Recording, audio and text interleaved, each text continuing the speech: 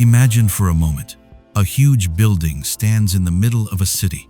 The headquarters of a notorious crime gang are written in large letters outside, and those sitting inside are running their network openly. No fear, no secrecy. It sounds incredible, doesn't it? Because for us, crime means working in the shadows. But there are places in the world where everything is exactly the opposite, where even though they are criminals, they do not hide, but they walk around openly with their identity and are proud of it. Welcome to this strange system in Japan, where a group called Yakuza has survived for years, in such a way that it is not an ordinary gang but an important system. They have their own offices, their own rules, and sometimes their presence is so open that even ordinary people recognize them. But the question is not here, how is it possible? How can such an organization survive in a country where the law is so strong? That too, almost legally. To find the answer to this question, we have to go back a little. The time begins after World War II. In 1945, when Japan collapsed under the terrible blow of America, and the balance of power in the entire world began to change.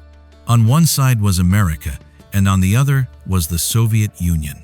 An invisible war began between the two powers, which we know as the Cold War, and Japan suddenly became important in this power game. America was afraid that communism could spread in Japan, and to prevent that fear, they did not intervene directly in politics, but used a local force, a crime ring. And that crime ring was the Yakuza. But this is where the real question begins. What exactly are these Yakuza? Where did they come from? And why was the system of a country and even international powers forced to use them? To understand this story, we have to go much further back. At a time when Japanese society was divided into layers, the upper class had honor, and the lower class had a struggle for survival. And at the bottom were a group of people whom society never wanted to recognize. They were neglected and ignored, but in order to survive, they created a different path for themselves. From this path, two different groups were born, Takiya and Bakuto, a group of street vendors, and one that controlled gambling throughout the entire city. Although they seemed small from the outside, they gradually began to accumulate influence and a kind of invisible power in their hands. From here, a system gradually began to form that later became one of the most mysterious and terrifying organizations in the world. As time passed, Takiya and Bakuto, these two different groups, gradually began to merge into a strange structure.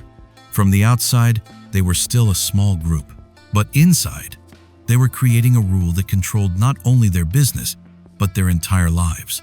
It's not just money that matters here. Loyalty, respect, and a relationship that is not seen in any ordinary gang. This relationship is called wabun kabun, which means a bond, like father and son. A leader and the rest are subordinate to him. But it's not just a relationship of following orders.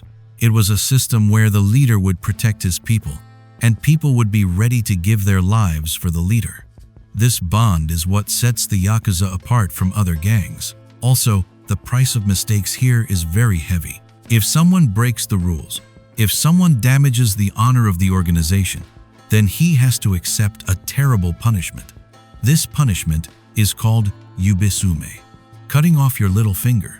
As strange as it may sound, in the Yakuza world, it's not just a punishment. It's a way to apologize, admitting your mistakes and proving that you're still loyal to the organization. Because in old Japan, the little finger was very important when holding a sword. Without it, it would have been difficult to fight.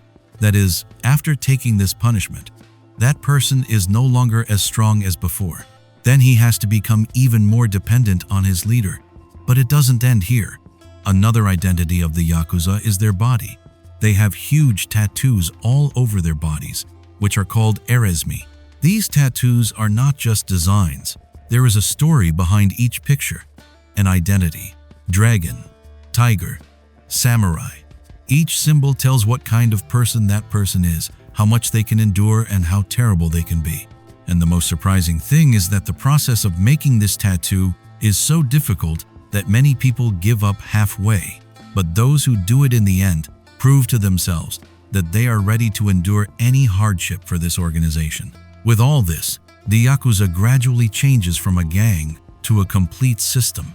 But the story does not stop here, because no matter how powerful an organization is, if it is only fear in the eyes of people, it will not last long. And this is where the Yakuza is different from everyone else. The time is 1995. A terrible earthquake hits the city of Kobe, Japan. The entire city turns into ruins in an instant. The government was trying, but the situation was so dire that it took a long time for help to arrive. And then something unexpected happened. The Yakuza, the organization that people fear, were the first to take to the streets with trucks full of food, water, and various necessities. No publicity, no announcement. They quietly started helping. Yes, at various times in history, the Yakuza have been at the forefront of Japan's.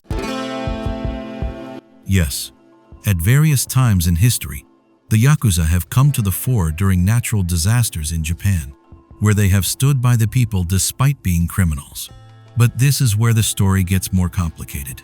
Because on the one hand, they help, and on the other hand, they continue their dark empire.